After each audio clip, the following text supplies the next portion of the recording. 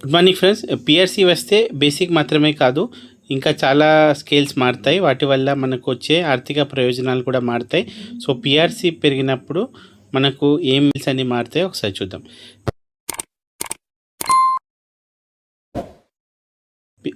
PRC వల్ల మారే అంశాలు ఏంటంటే బేసిక్ పే, ఫిట్ పెన్ ప్రకారం బేసిక్ పే పెరుగుతుంది, అది మనందరూ తెలుసు. సో డిఏ, సో ఇండైరెక్ట్గా బేసిక్ పే పెరిగింది కాబట్టి వాటిపైన క్యాలిక్యులేట్ చేసే డిఏ కూడా పెరుగుతుంది.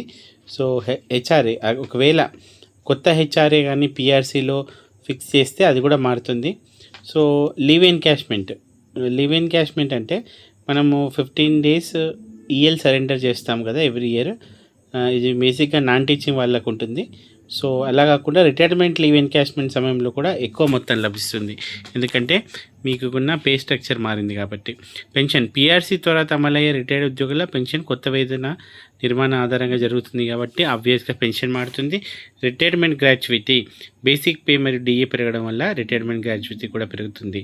డెత్ గ్రాట్యుయిటీ, ఇది కూడా బేసిక్ ప్లస్ డిఏ మీద క్యాలిక్యులేట్ చేస్తారు కాబట్టి ఉద్యోగి సేవలో ఉన్న సమయంలో మరణించిన సందర్భంలో కుటుంబానికి చెల్లించే గ్రాట్యుయిటీ కూడా పెరుగుతుంది. ఫ్యామిలీ పెన్షన్ లెక్కింపు కూడా పరోక్ష ప్రభావం ఉంటుంది.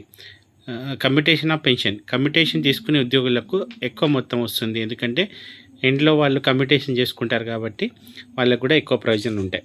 సో మనం తెలుసుకోవాల్సిన విషయం ఏంటంటే పిఆర్సీ అంటే ఏదో బేసిక్ పెరుగుతుంది, నెలవారీ జీతం పెరుగుతుందన్న ఆలోచన మాత్రమే కాదు, భవిష్యత్తులో వచ్చే డిఏలు, pension, gratuity, leave encashment, family pension వంటి దీర్ఘకాలిక ప్రయోజనాలపై కూడా గణనీయ ప్రభావం అవుతుంది.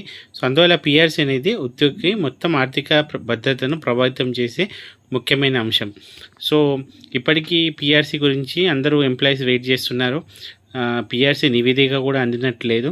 సో మరి వచ్చే రోజుల్లో పిఆర్సీ గురించి ఏమైనా న్యూస్ వస్తుందో చూడాలి.